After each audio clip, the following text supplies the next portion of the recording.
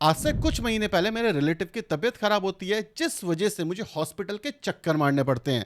अब जब मैं चक्कर मार रहा था और खाली बैठा हुआ था क्योंकि लंबी लाइन होती है, तो मुझे एक ऐसे इंडस्ट्री के बारे में समझ आता है कि भाई मेरा दिमाग घूम जाता है। और ये रिसेशन प्रूफ वाली इंडस्ट्री है, चाहे लड़ाई हो जाए, झगड़ा आ जाए, महंगाई सर पे चढ़ी जाए, लेकिन इस इंडस्ट्री को इतना कोई मेजर फर्क नहीं पड़ता। यकीन नहीं होता तो ये डेटा देखो। पहली बार जो हमारा हेल्थ केयर बजट है वो 1,06,530 करोड़ को क्रॉस कर चुका है, जो कि लास्ट 10 साल के अंदर 194% से बढ़ चुका है। और PM Ayushman Bharat health infrastructure mission के अंदर 72% का जंप मिला है, जिसके अंदर डिस्ट्रिक्ट हॉस्पिटल में और इमरजेंसी के अंदर जो कैपेसिटी है उसको 50% से बढ़ाने की बात हो रही है। अब जो हेल्थ केयर सेक्टर है उसके अंदर 4 लाइनें हैं। सबसे पहला है इंश्योरेंस सेक्टर, और इंडिया की जो मार्केट है वो फास्टेस्ट ग्रोइंग मार्केट मानी जाती है। अगर अगले 5 साल के एस्टिमेट माने जाए तो 6.9% के CAGR से ये ग्रो हो सकती है। अगर आप इसको कंपेयर करोगे चाइना से तो वो 3.9% से ग्रो कर रहा है, यूएस 1.8% से, वेस्टर्न यूरोप 2.1% से। मतलब जो इंडियन मार्केट है वो सबसे तेजी से ग्रो कर रही है। और अगर हेल्थ केयर इंश्योरेंस मार्केट की बात करें तो करंटली वो 16.7 बिलियन का है, और एक्सपेक्टेशन है $39.5 बिलियन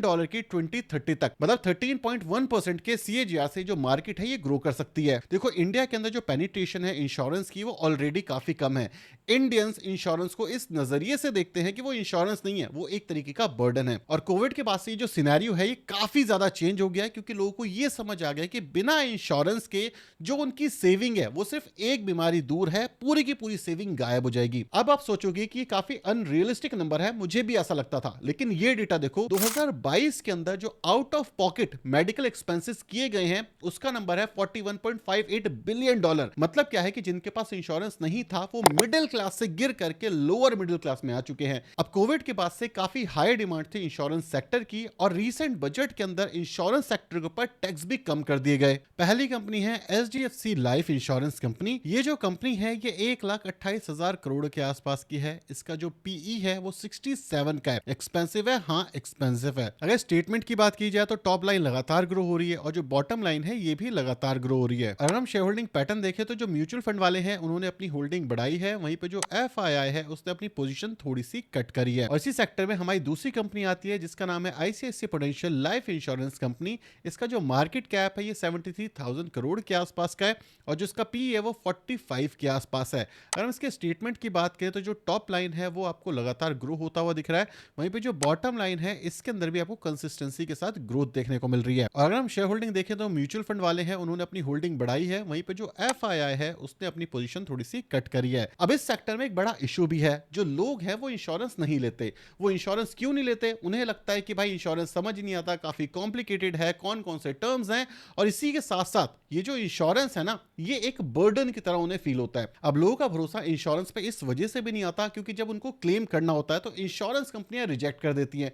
क्यों रिजेक्ट करती हैं? क्योंकि जो एजेंट है ना उसने आपको बहुत सारे वादे करे हैं। अब जब गलत पॉलिसी है तो इंश्योरेंस कंपनी क्लेम देगी नहीं, और आप फंस गए जो कि 5 साल से प्रीमियम भी दे रहा था, और उसके बाद जब जरूरत हुई तो वो काम भी नहीं आया। इसलिए मैं आपको बताना चाहूंगा डिट्टो इंश्योरेंस के बारे में। डिट्टो इंश्योरेंस एक zero the back free platform है जहां पर आप मल्टीपल हेल्थ इंश्योरेंस और लाइफ इंश्योरेंस पॉलिसीज को कंपेयर कर सकते हो, वो भी बिना किसी प्रेशर के। और यहां पर सिर्फ आप कंपैरिजन नहीं करते, जो डिट्टो का एडवाइजर है जो कि RIDA सर्टिफाइड है, पॉलिसी सिलेक्ट करते हुए भी और जब क्लेम आता है तब भी ये आपको बीच रास्ते में नहीं छोड़ते। आपको याद है मेरा रिलेटिव, उनका जो एजेंट था ना वो तो फोन ही नहीं उठाता था। अब सबसे इंपॉर्टेंट बात, जो डिट्टो है ये किसी भी इंश्योरेंस कंपनी का ब्रोकर नहीं है। मतलब आपको अनबायस्ड रिकमेंडेशन मिलेगी जो पर्सनली आपके लिए सही है। और इनकी सबसे बेस्ट चीज ये आपको बार बार कॉल करके परेशान नहीं करेंगे, अनलाइक अदर प्लेटफॉर्म। और जब आप एडवाइस लेते हैं तो पूरी तरीके से फ्री है। तो अगर आपको भी हेल्थ इंश्योरेंस लेने में कंफ्यूजन होती है या सोचते हो कि यार बाद में ले लेंगे, तो ये मत करो, क्योंकि जो इंश्योरेंस है ये आपके लिए एक सेफ्टी नेट का काम करता है। क्योंकि जो एक्सीडेंट है ये कभी भी हो सकता है। डिस्क्रिप्शन बॉक्स में आपको लिंक मिल जाएगा, तो अभी जाओ डिट्टो इंश्योरेंस के साथ 30 मिनट की फ्री कॉल बुक करो। और ये स्पैम फ्री प्लेटफॉर्म है, आपके पास कॉल सिर्फ तब आएगा जब आप कॉल बुक करोगे। अगर आप बुक नहीं करोगे तो कॉल आएगा भी नहीं। अब बात करते हैं हॉस्पिटल सेक्टर की। जब मैं अपने पेशेंट को लेकर हॉस्पिटल गया था तो एस्टिमेट काउंटर पे जाना पड़ता है कि जिस भी रीजन की वजह से आप एडमिट करा रहे हो अपने पेशेंट को, वहां पर आपको पता चलेगा कि भाई इतना अप्रॉक्स कॉस्ट आएगी। अब जब मैं वहां बैठा हुआ था तो किसी की कॉस्ट 2 लाख आ रही थी, किसी की 4, किसी की 6। कई लोगों को देख के लग रहा था कि शायद वो वाला हॉस्पिटल अफोर्ड नहीं कर सकते, लेकिन उसके बावजूद वो पूरी ताकत लगा रहे थे क्यों? क्योंकि उनको अपना पेशेंट को बचाना था। ये डेफिनेटली चाहे किसी की भी लाइफ के अंदर हो, वो ये चीज करने की कोशिश करेगा। और इससे फायदा कौन उठा रहा है? Hospital industry. इंडिया का जो हॉस्पिटल मार्केट है वो $193 बिलियन का है 2025 में, और 2034 तक एस्टिमेट लगाया जाता है कि $364 बिलियन तक हो सकता है। मतलब इंडस्ट्री के लेवल पे 3.7% के CAGR से ग्रो कर सकता है। और अगर सिर्फ प्राइवेट हॉस्पिटल की बात करें तो 59% से डोमिनेट कर रहा है। अब जिन हॉस्पिटल्स की बात हम करने वाले हैं वो टॉप टीयर में से आते हैं। मतलब क्या है कि वहां पर अमीर लोग आते हैं। अब जब अमीर लोग आए हैं तो उनके पास इंश्योरेंस होगा, और अगर इंश्योरेंस नहीं होगा तो जेब में इतना पैसा होगा कि भाई वो दबा के खर्च करने वाले हैं। और ये हॉस्पिटल नहीं, आपको 5 स्टार होटल लगेंगे। अब पहली कंपनी है हमारी अपोलो हॉस्पिटल। अगर मैं इनके स्टेटमेंट्स की बात करूं तो आप देखोगे कंसिस्टेंसी के साथ जो टॉप लाइन है वो ग्रो कर रही है, और जो बॉटम लाइन है वो भी ग्रो कर रही है। और अगर हम यहाँ पे शेयर होल्डिंग पैटर्न देखें तो शेयर होल्डिंग पैटर्न के अंदर जो म्यूचुअल फंड वाले हैं उन्होंने पोजीशन बिल्ड करी है, वहीं पे जो FII हैं उनकी भी पोजीशन यहाँ पे अच्छी खासी है, और जो प्रोमोटर है उसकी पोजीशन स्टैग्नेंट है। हमारी जो अगली कंपनी है उसका नाम है मैक्स हेल्थ केयर इंस्टीट्यूशन। अगर मैं इसके स्टेटमेंट की बात करूं तो यहाँ पर भी जो टॉप लाइन है ये आपको लगातार ग्रो होते हुए दिख रही है, और यहाँ पे जो बॉटम लाइन है ये भी आपको लगातार ग्रो होते हुए दिख रही है। अगर हम शेयर होल्डिंग पैटर्न की बात करें तो शेयर होल्डिंग पैटर्न के अंदर भी आप देखोगे प्रोमोटर के बाद एक कंसिस्टेंट होल्डिंग है। इसी के साथ साथ जो म्यूचुअल फंड वाले हैं यहाँ पे इन्होंने पोजीशन बिल्ड करी है, और जो हमारे FII हैं उन्होंने यहाँ से पोजीशन थोड़ी सी कट करी है। अब जो अगला हॉस्पिटल है ये अमीरों के लिए बना हुआ है। जब आप यहाँ पे घुसोगे तो आपको लगेगा क्या ये हॉस्पिटल में आया हूं या 5 स्टार होटल के अंदर आया हूं। मतलब इतना लग्जरी हॉस्पिटल इन्होंने बनाया हुआ है, तो सोचो बिल कितना आया होगा। और जो अमीर लोग हैं क्या उन्हें फर्क पड़ता है कि भाई 10,000 ज्यादा है या 10,000 कम? नहीं, कोई फर्क नहीं पड़ता, राइट। तो इस कंपनी का नाम है मेदांता, जिसको हम ग्लोबल हेल्थ के नाम से जानते हैं। इसकी जो टॉप लाइन है ये आपको कंसिस्टेंट ग्रो होते हुए दिख रही है, वहीं पर जो इसकी बॉटम लाइन है इसके अंदर भी आपको कंसिस्टेंसी देखने को मिल रही है। अगर हम शेयर होल्डिंग की बात करें तो म्यूचुअल फंड के पास 13% के आसपास है, वहीं पर जो FII है उसके पास 10% के आसपास है, और कंसिस्टेंट होल्ड करा हुआ है, 1.5% ऊपर और 1.5% नीचे। और जो हमारा नेक्स्ट हॉस्पिटल है ये कैंसर स्पेशलिस्ट हॉस्पिटल है। इसका जो मार्केट कैप है ये 38,000 करोड़ के आसपास का है, स्टॉक का PE 47 के आसपास का है। यहाँ पे जो स्टेटमेंट है इसकी भी टॉप लाइन आप देख सकते हो लगातार ग्रो कर रही है। इसकी जो बॉटम लाइन है इसके अंदर भी आपको कंसिस्टेंसी के साथ ग्रोथ देखने को मिल रही है। तो जो म्यूचुअल फंड वाले हैं इन्होंने पोजीशन बिल्ड करी है, वहीं पे जो FII है वो पोजीशन कट कर रहा है। हाँ, पोजीशन कट कर रहा है क्योंकि FII तो पूरी की पूरी मार्केट के अंदर ही बेच रहा है। फॉर श्योर यहाँ पर एक रिस्क है। रिस्क क्या है? वैल्यूएशन।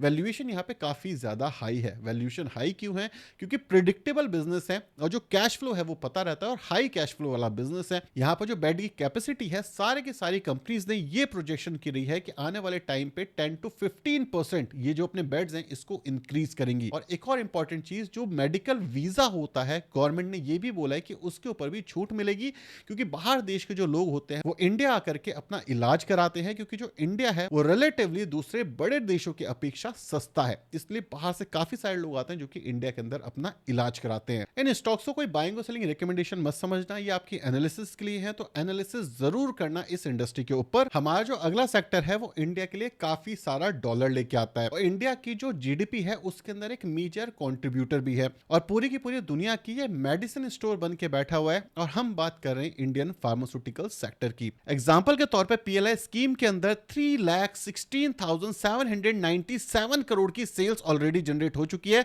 टारगेट से डबल है ये। और जो डोमेस्टिक फार्मा मार्केट है करेंटली वो 55 से 60 बिलियन डॉलर की है, जो कि 2030 तक 130 बिलियन डॉलर की हो सकती है, क्योंकि चाहे US हो या फिर यूरोप, वो यहीं से सारी की सारी दवाइयां लेकर के जाते हैं। क्योंकि हमारी जो दवाइयां होती हैं वो सस्ती होती हैं, तो इसलिए इंपोर्ट काफी ज्यादा किया जाता है, और हम बहुत सारी दवाइयों को एक्सपोर्ट करते हैं। और इस सेक्टर में 2 कंपनीज आपकी वॉच लिस्ट में होनी चाहिए। पहली कंपनी है कैपलाइन पॉइंट लैब्स। ये जो कंपनी है ये एक स्मॉल कैप कैटेगरी की कंपनी है, और इसका जो PE है वो 24 के आसपास का है। इसका जो मैनेजमेंट है ना वो काफी ज्यादा प्रॉमिसिंग है, और अभी तक जो उन्होंने एस्टिमेशन दिए हैं वो अचीव करते हुए आए हैं। और फर्स्ट जनरेशन एंटरप्रेन्योर है। मतलब क्या है कि भाई पहली जनरेशन भूखी होती है, और जब मैं बड़े इन्वेस्टर्स का इंटरव्यू पढ़ता हूं ना तो वो बोलते हैं कि अगर फर्स्ट जनरेशन एंटरप्रेन्योर हो जिसके अंदर बड़ा होने की भूख है, तो वो कंपनी को अगर आप वॉच करते हो कि भाई वो कैसा काम कर रही है, क्या वो सस्टेन कर रही है, क्या वो प्रेशर वाला टाइम निकाल पाई है, तो आपको काफी काफी कुछ समझ आता है और इस कंपनी ने अच्छा खासा सर्वाइव किया है मार्केट के अंदर। अगर हम स्टेटमेंट की बात करें तो जो टॉप लाइन है वो आपको कंसिस्टेंट ग्रो होते हुए दिख रही है, वहीं पर जो बॉटम लाइन है इसके अंदर भी आपको कंसिस्टेंट ग्रोथ दिख रही है। और जो शेयर होल्डिंग पैटर्न है वहां पे प्रमोटर्स के पास 70% के आसपास है, म्यूचुअल फंड वाले यहाँ पर करीब करीब 2% के आसपास होल्ड करते हैं और एफआई की यहाँ पर जो होल्डिंग है वो अप्रोक्सीमेटली 6% के आसपास है। ये जो कंपनी है ये जेनरिक मेडिसिन बनाने में मेनली काम करती है। अगली कंपनी है टोरेंट फार्मा, ये एक लार्ज कैप कैटेगरी की कंपनी है और इसका स्टॉक का पी 69 के आसपास है। अगर हम स्टेटमेंट्स की बात करें तो जो यहाँ पर इसका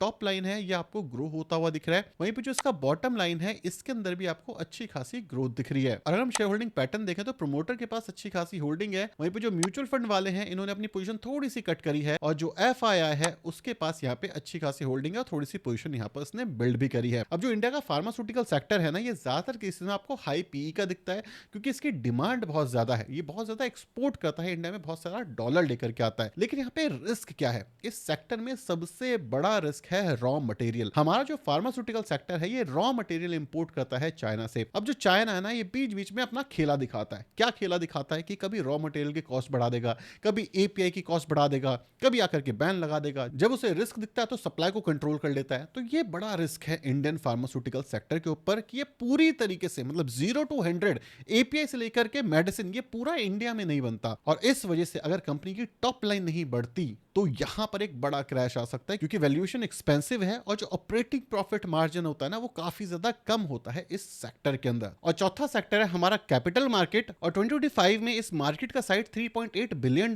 का है डेटा के अकॉर्डिंग और 2034 तक ये $6.8 बिलियन का हो सकता है। अब बात करते हैं इंडियन ट्रेडर्स की, क्योंकि ट्रेडर जो जनता है वो काफी ज्यादा बढ़ गई है। वो चाहे प्रॉफिट कमाए वो चाहे लॉस कमाए, मतलब ज्यादातर तो लॉस ही होता है, लेकिन वो ट्रेडिंग करना नहीं भूलते, वो हमेशा होप पे डिपेंडेंट होते हैं। लेकिन एक इन्वेस्टर क्या करता है, एक इन्वेस्टर स्ट्रेटेजी पे चलता है। एक इन्वेस्टर को पता है कि भाई ट्रेडर कमाए ना कमाए 2-4 कंपनी है जो कि लगातार कमाएंगी। वो कौन सी कंपनी है? सबसे पहली कंपनी हमारी बीएसई, बॉम्बे स्टॉक एक्सचेंज। जब भी आप कोई स्टॉक बाय करते हो सेल करते हो तो यहाँ पे ट्रांजैक्शन फीस होती है ना, वो आप किसे देते हो? वो बीएसई को देते हो। और इंडिया के अंदर 2 ही प्लेटफॉर्म है, पहला है एनएससी, दूसरा है बीएसई। एनएससी लिस्टेड नहीं है और जो बीएसई है उसके अंदर एफएनओ की जो वॉल्यूम है वो काफी ज्यादा बढ़ चुकी है और आने वाले टाइम पे एक्सपेक्टेशंस भी है कि जो वॉल्यूम्स है वो बढ़ेंगी जैसे जैसे उम्मीदें बढ़ेंगी इंडियन ट्रेडर्स की। अगर इसका मार्केट कैप की बात करें तो 1,68,000 का मार्केट कैप है, स्टॉक का पी 67 के आसपास है। अगर इसके स्टेटमेंट की बात करें तो टॉप लाइन लगातार यहाँ पे ग्रो हो रहा है, जो बॉटम लाइन है उसके अंदर एक मेजर जंप आया है। इसी के साथ साथ शेयर होल्डिंग पैटर्न की बात करें तो म्यूचुअल फंड ने यहाँ पर अपनी होल्डिंग बढ़ाई है और जो एफआईआई है उसने भी अपनी होल्डिंग यहाँ पर धीरे धीरे करके बढ़ाई है। क्यों बढ़ा रहे हैं यहाँ पे ये अपनी होल्डिंग? क्योंकि इंडिया के अंदर जो डीमेट अकाउंट है ये खुल रहे हैं और काफी तेजी से खुल रहे हैं और इंडिया का डीमेट अकाउंट खुलने के बाद ट्रेड भी कर रहा है। तो मतलब क्या है कि कोई कमाए ना कमाए, प्लेटफॉर्म तो कहीं ना कहीं फीस के रूप में कमा ही लेगा। अब सोचो आप एक इन्वेस्टर हो, आपने शेयर खरीद लिया है तो अपने लॉकर में नहीं रखोगे, उसको कहां रखोगे? डिजिटल लॉकर के अंदर, जिसको डीमेटेरियलाइज फॉर्म कहते हैं। अब इसके अंदर इंडिया के अंदर 2 कंपनियां हैं, एनएसडीएल और सीडीएसएल। एनएसडीएल जो है वो रिसेंटली लिस्ट हुई है और जो सीडीएसएल है काफी पुरानी कंपनी है। स्टेटमेंट्स देखिए तो यहाँ पे आपको लगातार टॉप लाइन ग्रो होता हुआ दिख रहा है, वहीं पे जो बॉटम लाइन है वो थोड़ा सा स्ट्रगल कर रहा है। अब स्ट्रगल क्यों कर रहा है ये मैं आपको आगे बताऊंगा। अगर इसका शेयर होल्डिंग देखें तो प्रमोटर के पास 15% के आसपास है, म्यूचुअल फंड्स के पास करीब करीब 6%, थोड़ी सी पोजीशन कट की है और यहीं पे जो एफआईआई है इनके पास 11% के आसपास। यहाँ पे पोजीशन जो है ऑलमोस्ट स्टैग्नेंट है, पहले ज्यादा हुआ करती थी 2024 तक, बट अब धीरे धीरे करके कम हो गई है। ऐसा क्यों है? क्योंकि जो ट्रेडर है वो बहुत ज्यादा ऑप्टिमिस्टिक है, लेकिन एक इन्वेस्टर कैसा है? इन्वेस्टर डर जाता है बाजार क्रैश होता है, तो इन्वेस्टर क्या कहता है कि भाई मैं तो सब बेच के निकल रहा हूं, तो सीडीएसएल को बेनिफिट नहीं होता। अब एक और मार्केट की बात करते हैं जो 2025 के बाद से काफी ज्यादा पॉपुलर हुई है, वो है कमोडिटी मार्केट और इसके अंदर आती है कंपनी एमसीएक्स। अब जो मल्टी कमोडिटी एक्सचेंज कंपनी है इसका मार्केट कैप 75,000 करोड़ के आसपास का है। अगर हम इसके स्टेटमेंट की बात करें तो जो टॉप लाइन है ये लगातार ग्रो कर रहा है और इवन एक अच्छा खासा जंप हमने रिसेंटली देखा। वहीं पे जो बॉटम लाइन है इसके अंदर भी हमें एक बहुत अच्छा खासा जंप देखने को मिलता है। क्यों? क्योंकि गोल्ड सिल्वर बढ़ गया, लोगों ने ट्रेड करना काफी ज्यादा शुरू कर दिया, तो इस वजह से एकदम से जंप आ गया इनके top line and bottom line में। यहाँ पर जो म्यूचुअल फंड वाले हैं इनकी जो होल्डिंग है ये धीरे धीरे कम हुई है। वहीं पर जो एफआईआई है उसने अपनी पोजीशन बिल्ड करी है। देखो अगर आप ईपीएस ग्रोथ के हिसाब से देखोगे तो वैल्यूएशन कम हुई है, मतलब बढ़ी नहीं है बहुत ज्यादा, लेकिन किसी भी रीजन की वजह से अगर ईपीएस के अंदर दिक्कत आ गई अर्निंग पर शेयर में तो एक बड़ा क्रैश आ सकता है। ये एक बड़ा रिस्क है मल्टी कमोडिटी एक्सचेंज के साथ, याद रखना। अब हमने ट्रेडर की बात कर ली और इन्वेस्टर की बात कर ली, म्यूचुअल फंड वालों को कैसे भूल सकते हैं? तो इसके लिए हम डिस्कस करेंगे इंडिया की सबसे बड़ी एएमसी जिसका नाम है HDFC एसेट मैनेजमेंट कंपनी। इसका मार्केट कैप 1,40,000 करोड़ के आसपास का है। इसका जो टॉप लाइन है ये आपको यहाँ पे लगातार ग्रो होता हुआ दिख रहा है, बॉटम लाइन है यहाँ पर भी आपको अच्छी खासी ग्रोथ देखने को मिल रही है। और इसी के साथ साथ अगर हम शेयर होल्डिंग पैटर्न की बात करें तो शेयर होल्डिंग पैटर्न में जो म्यूचुअल फंड्स वाले हैं उन्होंने पोजीशन कट करी है और जो FII है उन्होंने पोजीशन बिल्ड करी है। अब ऐसा बेसिकली हुआ क्यों? क्योंकि जो SIP इनफ्लो है वो हमेशा बड़ा है। देखो स्टॉपेज रेशियो होता है, इनफ्लो रेशियो होता है। इनफ्लो मतलब जो पैसा डाल रहा है, SIP कर रहा है, वो बढ़ रहे हैं, उनका अमाउंट बढ़ रहा है, लेकिन करने वाले कम हो रहे हैं। मतलब जो लोग होते हैं ना कि यार लॉस हो गया, अब नहीं आना, गलती हो गई, वो लोग एक्चुअली कम हो रहे हैं। और इंडिया के अंदर जो SIP है, जैसे जैसे एजुकेशन बढ़ेगी लोगों की, फाइनेंशियल एजुकेशन, वैसे वैसे इनफ्लो बढ़ता जाएगा। अब सबसे इंपॉर्टेंट चीज देखो, मार्केट के अंदर अनसर्टेनिटी है, इंडिया की जो GDP है उस पर थोड़ा सा तो धक्का लगा है। तो स्ट्रेटेजी कैसे बिल्ड करें? अगर हम 4 साल 5 साल के लिए सोच रहे हैं, अगर आप इन्वेस्ट कर रहे हो, करने वाले हो या करने की सोच, तो कैसा होना चाहिए? सबसे पहला है इमरजेंसी फंड। ये एक ऐसा कुशन है जो आपको हमेशा हमेशा सपोर्ट करेगा, आपको आपके लॉसेस को निकालने से बचाएगा। दूसरी इंपॉर्टेंट चीज जिससे मिडिल क्लास इंसान लोअर मिडिल क्लास में शिफ्ट हो जाता है, और ये बहुत बड़ा खर्चा है, भगवान ना करे किसी के घर में आए, लेकिन घर में आएगा तो आप अवॉइड नहीं कर सकते। तो इससे बचने के लिए आपको एक कंप्रिहेंसिव हेल्थ इंश्योरेंस लेना चाहिए, और इसके लिए आपको डिट्टो इंश्योरेंस के साथ फ्री कॉल जरूर बुक करनी चाहिए। और अगर आपके पास इंश्योरेंस है तो भी आपको करनी चाहिए, कि ऐसा तो नहीं कि पॉलिसी के अंदर कोई गड़बड़ है जो आपको पता नहीं है। ये एक बहुत बड़ा रिस्क है किसी भी इंसान की लाइफ में, तो इसको बिल्कुल भी मिस मत करना, लिंक डिस्क्रिप्शन बॉक्स में है। तीसरी इंपॉर्टेंट चीज है टर्म इंश्योरेंस। जैसे स्टॉक मार्केट होती है, कभी ऊपर कभी नीचे, कभी क्रैश, किसी को नहीं पता, बहुत अनप्रिडिक्टेबल है। इसी तरीके से लाइफ है, हम प्लान जरूर करते हैं 5 साल 10 साल 50 साल के लिए कि भाई ऐसा कर सकते हैं, लेकिन नो वन नोस क्या होगा। तो आपकी फैमिली को ये चीज सपोर्ट करेगी, तो इसको लेना बिल्कुल भी मत भूलना। लेकिन एक क्वेश्चन मुझे आपसे अभी भी पूछना, अगर हम बात करें अगले 10 साल की कि क्या हो सकता है, कौन सी इंडस्ट्रीज चल सकती है, AI, सेमीकंडक्टर, और कौन सी कंपनी है जो कि इन सब जगह काम कर रही हैं, तो आपको कैसा लगेगा? क्या आप जानना चाहोगे वो इंडस्ट्री कितनी ज्यादा तेजी से बढ़ रही है, क्या हो रहा है उसके अंदर, कौन से प्लेयर्स हैं? ये वीडियोस हैं, इनको देख लेना, आपको पूरी नॉलेज मिल जाएगी, डेटा बैक। वीडियो पसंद आए तो वीडियो को लाइक और चैनल को सब्सक्राइब कर देना। Bye bye.